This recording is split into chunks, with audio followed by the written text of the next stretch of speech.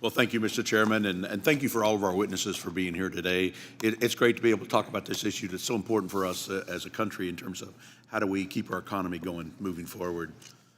Starting off, I want to bolster the comments that Chairman Smith said earlier regarding the current Pillar 2 side-by-side negotiations with OECD.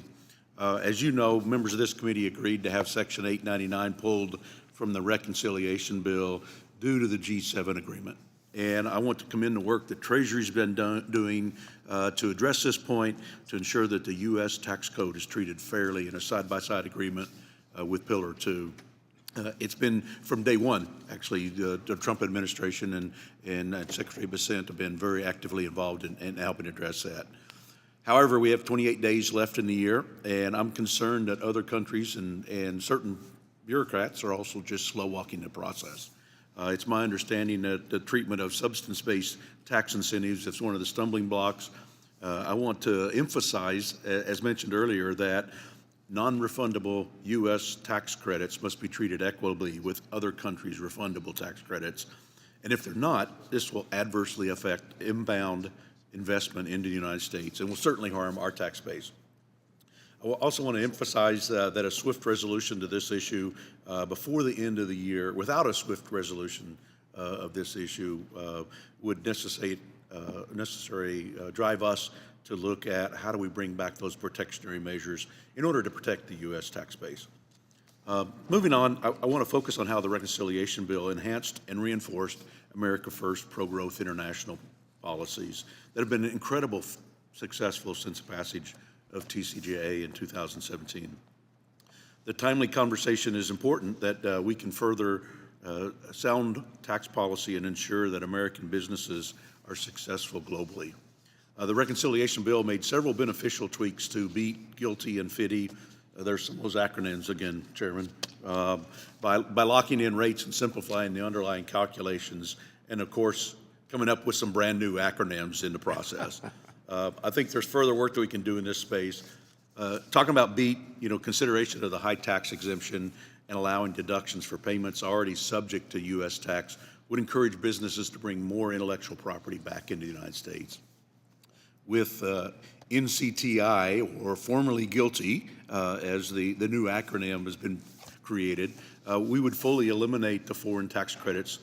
We could eliminate the foreign tax credit haircut to simplify tax rules. And with the new acronym FDDEI, formerly the FDII, only in government can you create that jumbled word salad.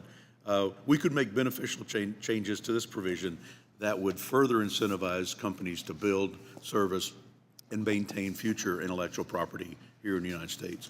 We could also enhance future investments in the U.S. by allowing taxpayers to deduct the cost of constructed assets as they occur, rather than waiting until completed properties placed in service. Chairman Brady, it's good to see you again as we talk through these issues. The working family tax cuts put us back on task to restoring immediate R&D expensing and full expensing for most domestic investments. But there's more we can do to help make sure the United States is the best place to invest and hold highly mobile assets. Looking ahead, what additional pro-growth reforms, such as allowing taxpayers to deduct the cost of pro-growth reforms and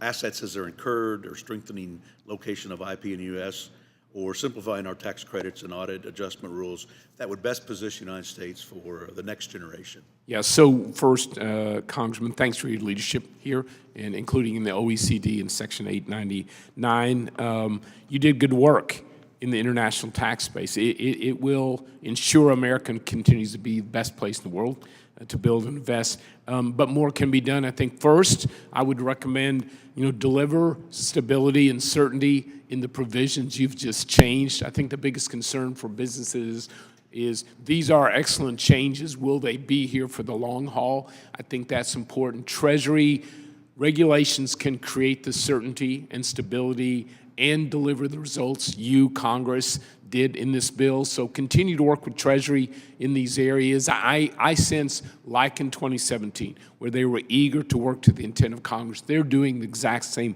thing here today. I really applaud their efforts on deregulation of tax provisions and regulation within Treasury. That's key. I think you ought to keep working with that. And I think there's some more provisions within the Senator Tillis 2.0 legislation has sort of a laundry list of continued improvements in that international tax space. I think those are some good ideas, some more important than others. It would be a good place to have those conversations. Well, thank you. I appreciate those comments. Appreciate your comments on the digital service taxes and the problems associated there. Yes, sir. I just appreciate Chairman Kelly with you holding this hearing to talk about how do we help make sure U.S. is competitive in the international marketplace. Thank you, Mr.